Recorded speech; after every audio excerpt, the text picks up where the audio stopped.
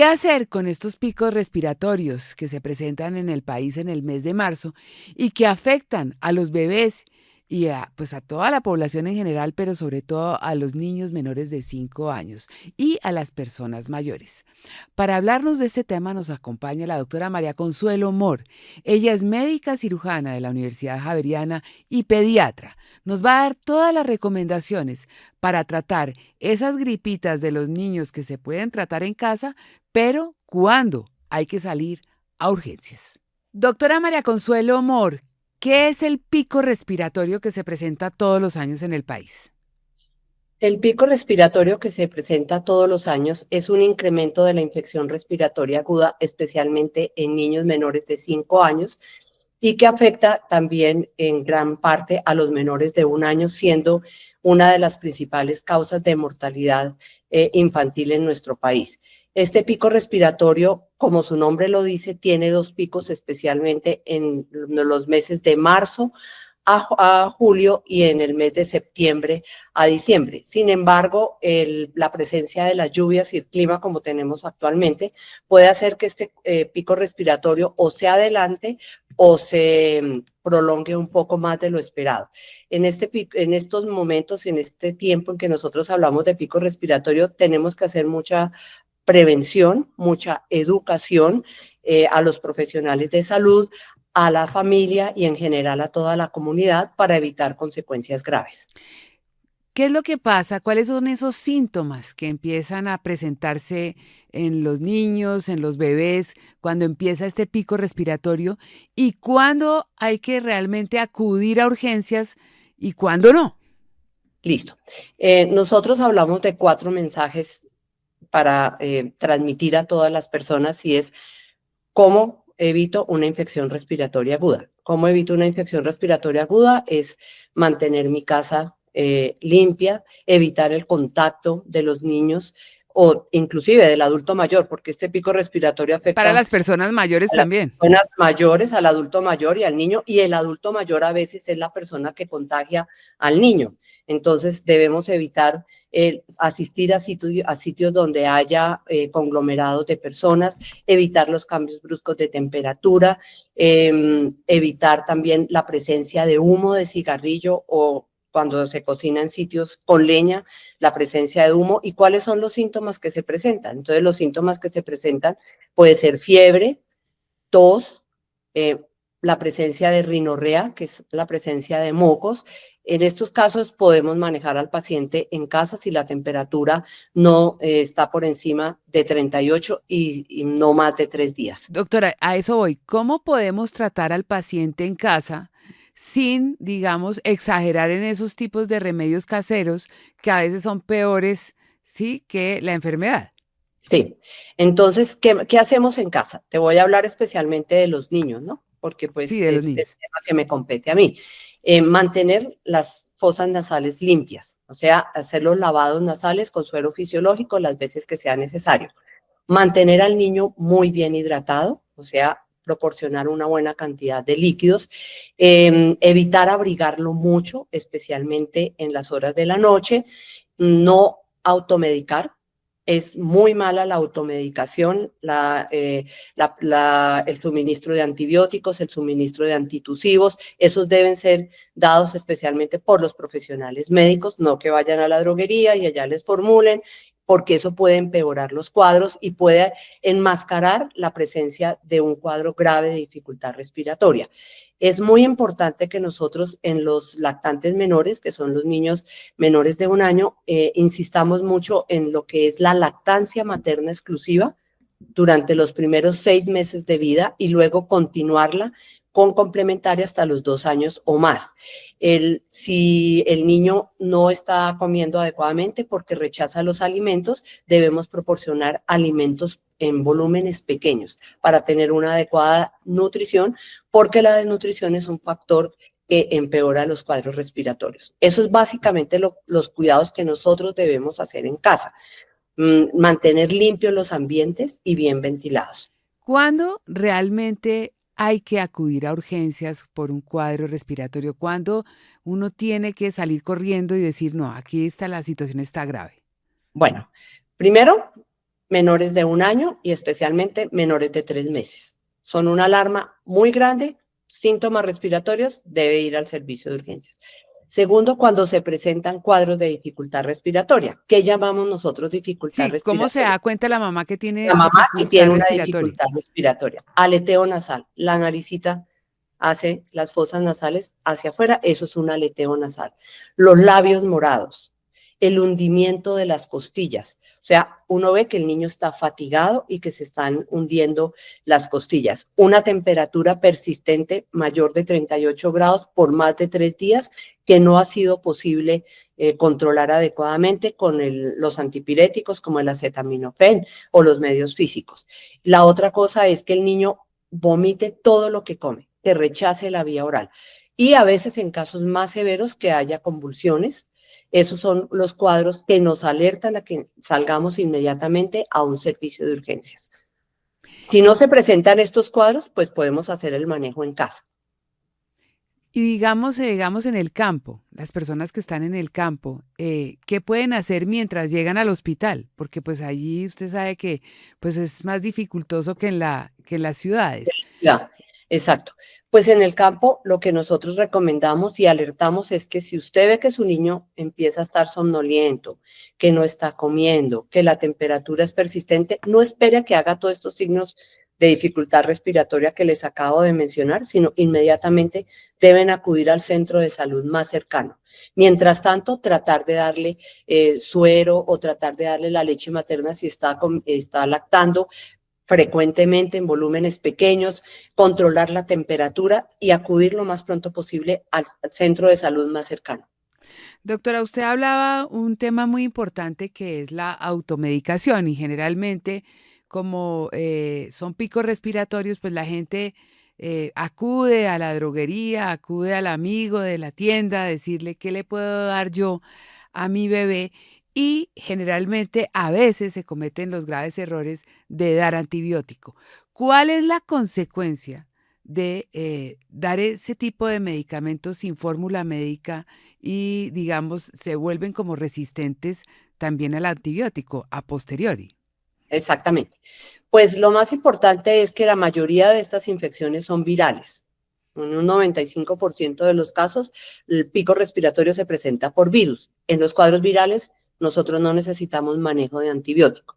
Pero cuando no se tiene claridad sobre estos temas y no se conoce que la mayoría de los casos son virales, entonces acuden a la droguería.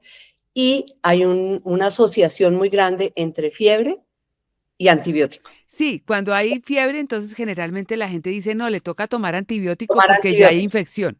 Exactamente. Entonces, dan un antibiótico que puede ser un antibiótico que nosotros llamamos de primera línea. Te voy a dar el nombre más frecuente, amoxicilina. Es un antibiótico muy bueno si tú lo sabes utilizar adecuadamente.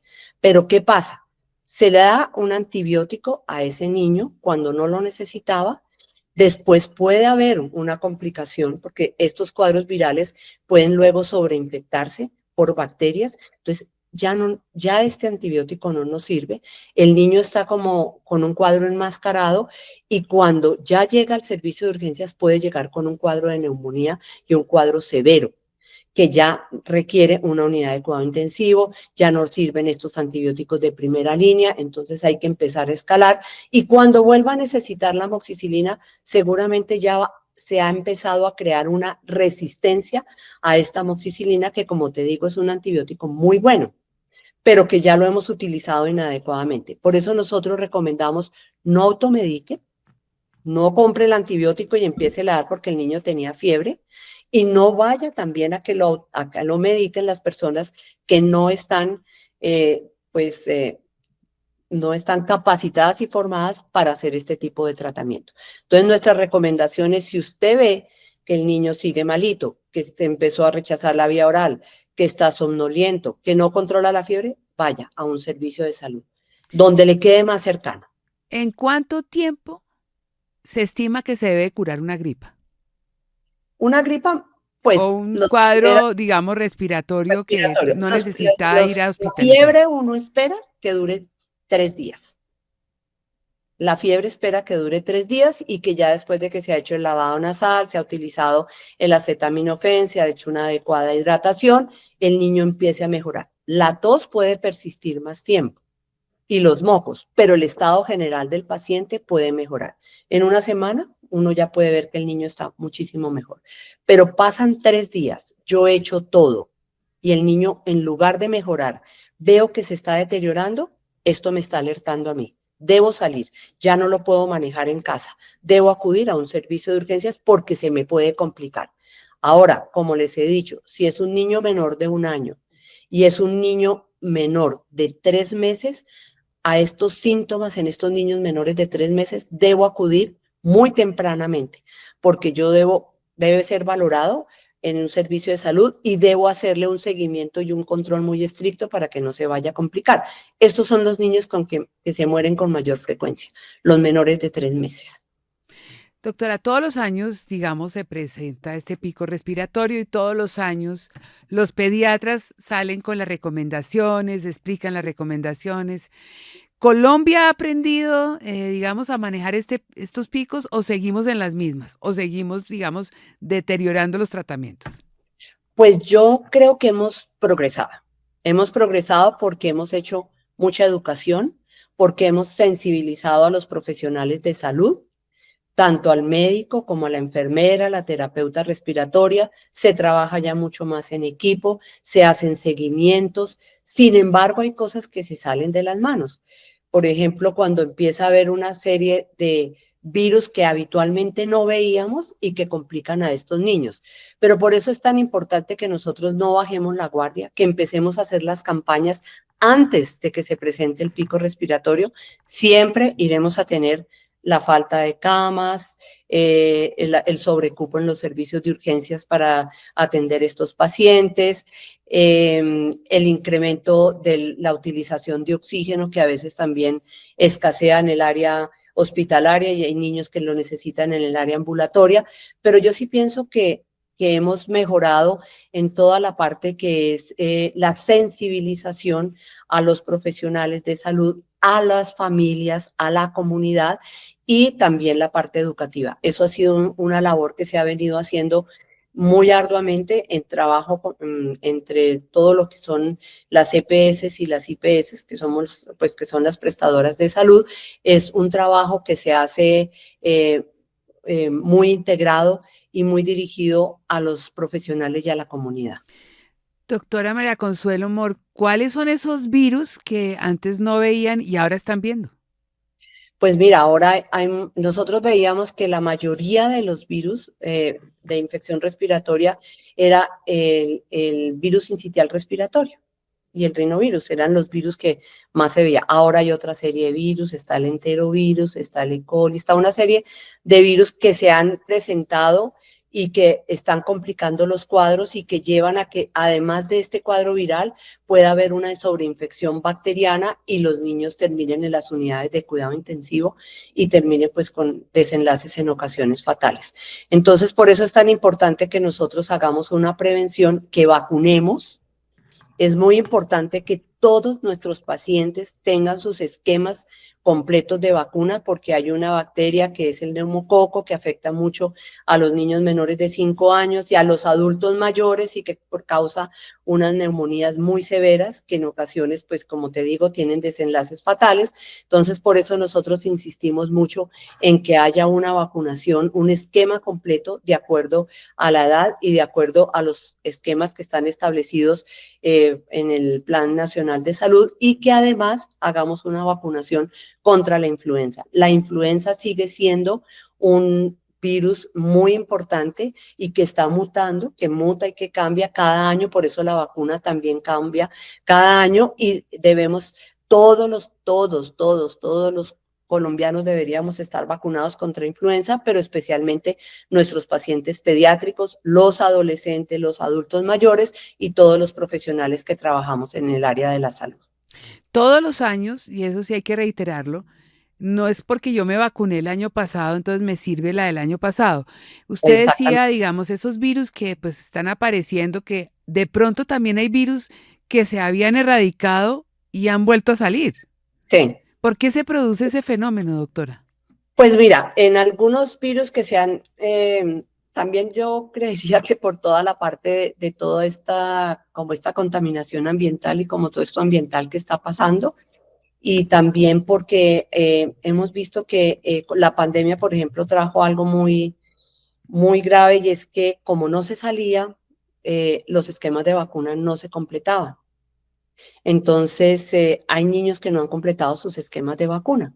Entonces, definitivamente la vacunación es muy importante para erradicar bacterias, para erradicar virus, para erradicar todos estos gérmenes que pueden ocasionar estos cuadros. Entonces, aquí una invitación es que siempre mantengamos vacunados a nuestros niños con los esquemas que nos dicen hasta los 5 años, luego lo que hay que poner en la edad escolar, al adolescente. ¿Cuáles son esos esquemas de vacunación que tienen que tener hasta la adolescencia? Digamos En que es este momento, la vacunación para los menores de 5 años, tenemos las vacunas que nos cubren contra difteria, tétano, tosferina, hemófilus influenza, las vacunas para hepatitis B, la vacuna de hepatitis A, la vacuna que nos protege contra sarampión, rubeola, paperas, la vacuna del neumococo.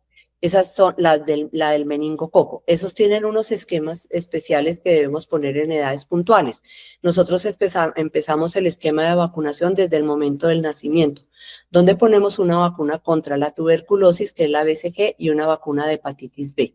A partir de los 2 meses, se empiezan a poner a los 2, a los 4, a los 6 meses estas vacunas que te he mencionado, luego al año, luego a los 18 meses y luego terminamos a los 5 años. Eso es lo que le corresponde en los primeros 5 años de vida. Sin embargo, hay que en la edad escolar poner algunos refuerzos y al adolescente es muy importante vacunarlo porque el adolescente hace algunas de estas enfermedades como si fuera un cuadro gripal, pero puede contagiar a los chiquitos, puede contagiar a los bebés. Entonces, en ellos debemos volver a poner un refuerzo de difteria, de tétano y de tosferina, debemos poner un refuerzo de hepatitis A, a los hepatitis 18 B, años, no, desde los 12 años, desde desde la los 12 adolescencia años. a los 18 años, que es el periodo de adolescencia, debemos ponerles a ellos también meningococo para proteger todos estos cuadros respiratorios.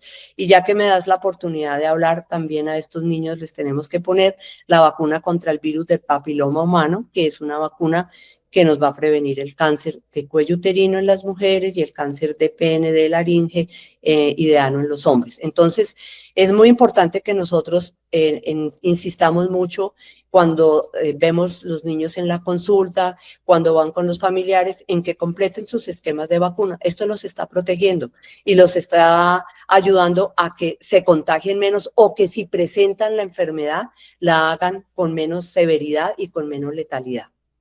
Hasta ahora entonces, doctora María Consuelo, nos estamos poniendo al día después de la pandemia.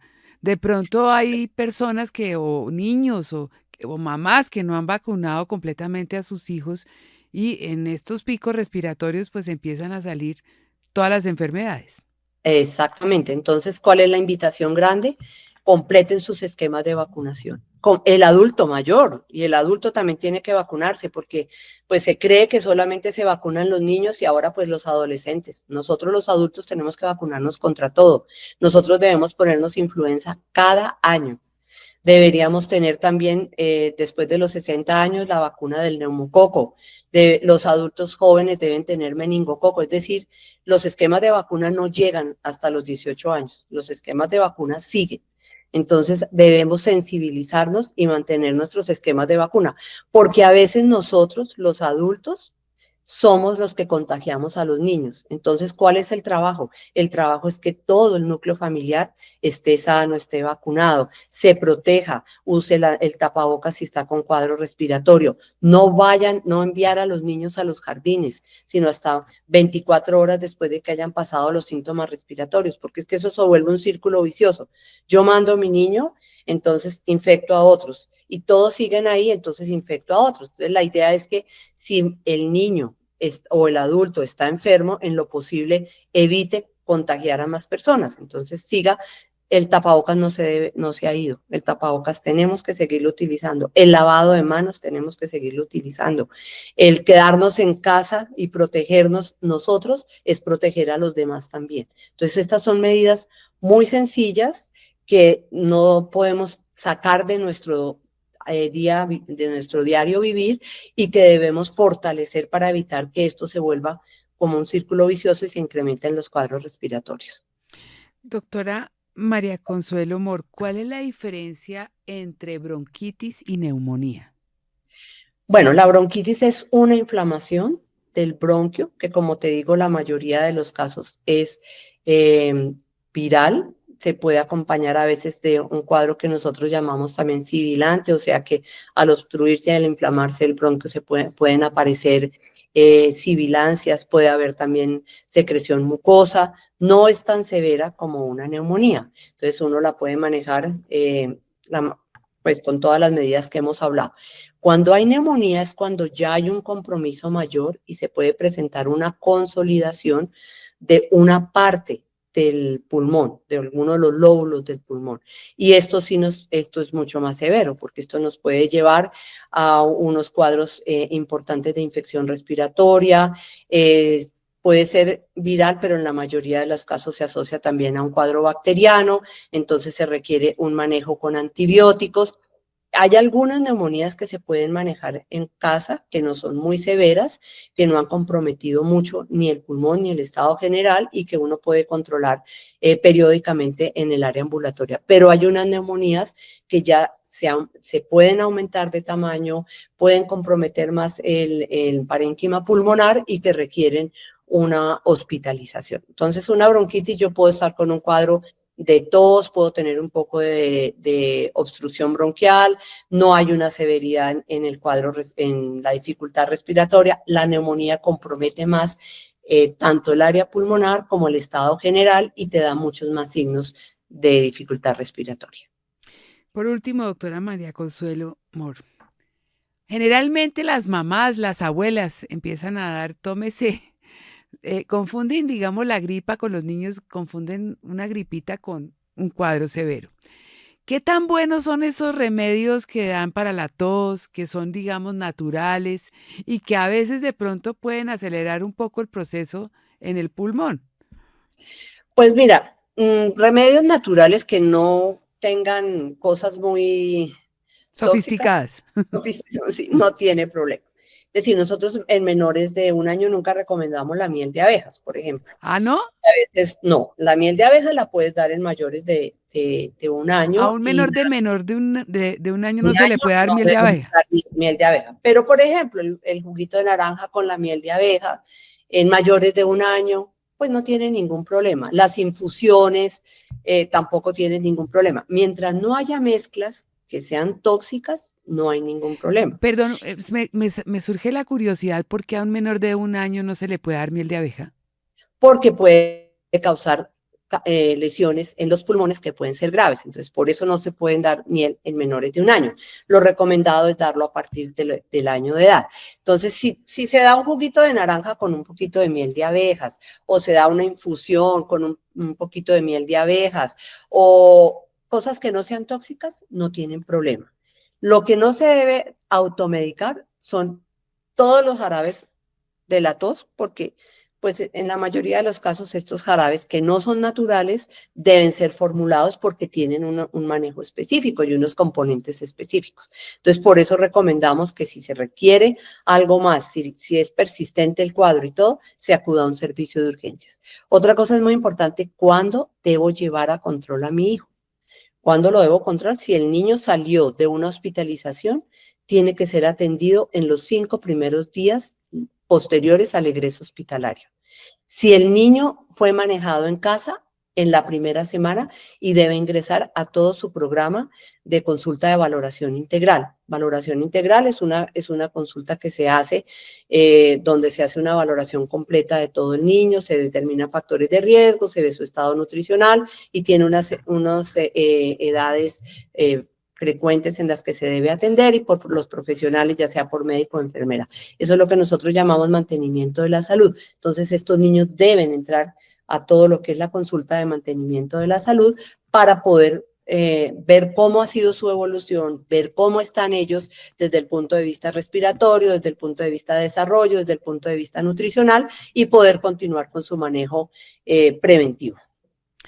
Pues doctora María Consuelo Mor, muchísimas gracias por haber estado en Saludable con Arritoquieta. Recuerden que estamos en pleno pico respiratorio y pues atendamos todas las recomendaciones de los expertos. Muchas gracias.